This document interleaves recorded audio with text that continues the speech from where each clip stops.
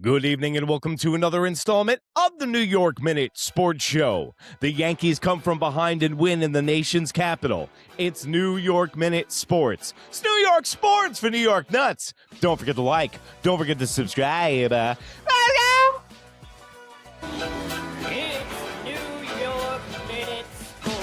Well, there you have it, folks. Welcome to another installment of the New York Minute Sports Show. Don't forget to like, don't forget to subscribe, and don't forget to visit the New York Nuts merch store. All the T-shirts shown during the show are made in the USA, just like yours truly. Well, that's refreshing. The Yankees win in come-from-behind fashion, 5-3 tonight, with huge home runs from Jazz Chisholm and Austin Wells. Bravo, New York Yankees. And you know what? The New York Yankees did some rare things for the 2026 Yankees. They came from behind for the win. They were on the road after a travel day and get the win in D.C. That's a huge feat because usually the New York Yankees are acting like they're traveling on the Oregon Trail trying to cross the Snake River where half of their family has typhoid and act like rickety Abraham Lincoln when they play, but not in the nation's capital tonight. The New York Yankees got the W after what seemed like this game started 4 days ago. The game was supposed to start at 6:45. I felt like I was stuck at the airport like the Red Sox today at 5:45 when they had a game in Queens at 7. But Ben Rice stays absolutely red hot, and what sucks is now the All-Star break's coming up for Ben. Ben is finally starting to hit his stride and get hot, and of course, we're going to need to take a break now. Also, Ben Rice is going to be your starting first baseman of the American League in the All-Star game, and you know how I feel about the All-Star game. I don't think the Yankees should send anybody. I think they should use it as an opportunity to rest, because guess what? Your boy Shohei Ohtani dropped out because of some bullshit. He probably got a hot lead on a bet in the WNBA tonight and probably can't make it.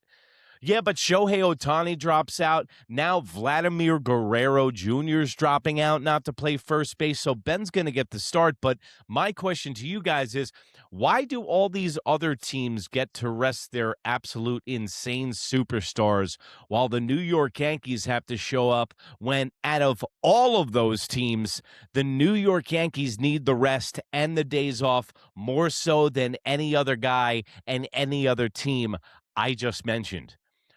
The positives for tonight also, we're going positive right now on the New York Minute Sports Show, and that hasn't happened in about a month.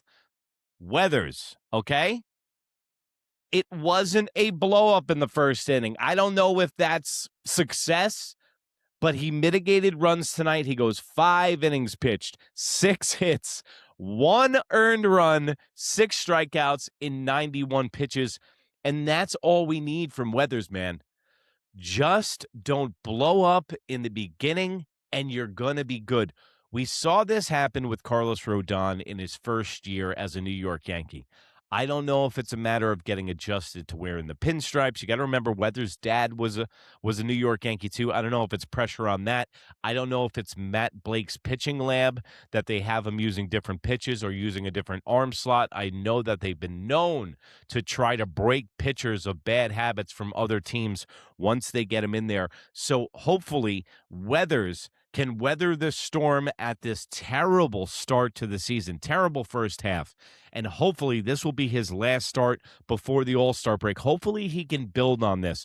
But the meandering around the mound, the lack of control from the Yankees starting pitching in the past 40 games has been a problem. But now, since we're going positive right now, Garrett Cole, Cam Schlittler, and now you can add Weathers to the list.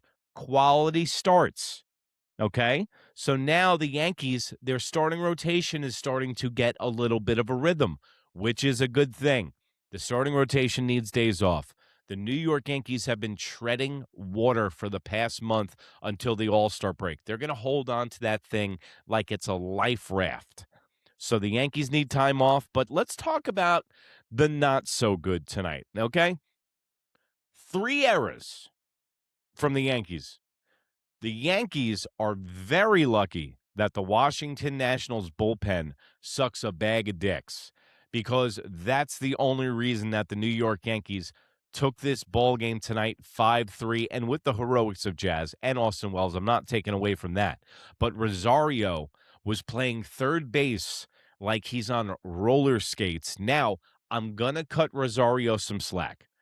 Rosario, in this big mishmash of lineup, hot potato, musical chairs that we've had in the past month, and you know about how I feel about Boone and Cashman's lineup, Rosario's kind of got lost in the shuffle. I remember in the beginning of the year, the Yankees were playing Rosario a lot when they didn't need to. In fact, they were playing him a little bit much, and he was a spark plug in the beginning of the year. I know he's good in doses, but you also have to do a good job of getting that rotisserie going, and some guys do get lost in the shuffle. Paul Goldschmidt is like the burger that's had too much flame and he's getting well done. Rosario is medium rare in the corner of the grill, and he needs a little bit more fire.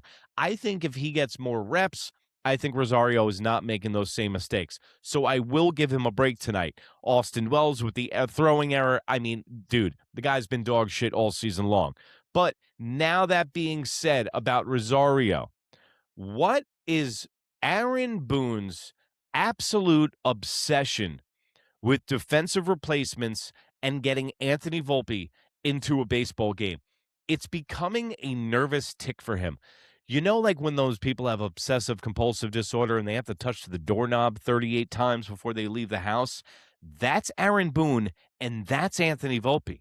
He doesn't need to get Anthony Volpe into a game. He has to get Anthony Volpe into a game. And I understand the substitution for McMahon into Rosario because, I mean, 2 errors tonight was a defensive liability. And McMahon can do it with the glove and has some pop. But, dude, you can't be playing guys for like a quarter of a game and a quarter of a game and a quarter of a game. First of all, we don't have the luxury to do that right now. I said this in the beginning of the season.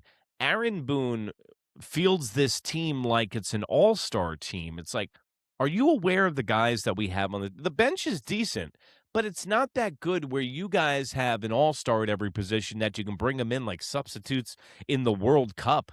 Like you're bringing in a striker later in the game. No, it doesn't work like that. Guys have to get rhythm.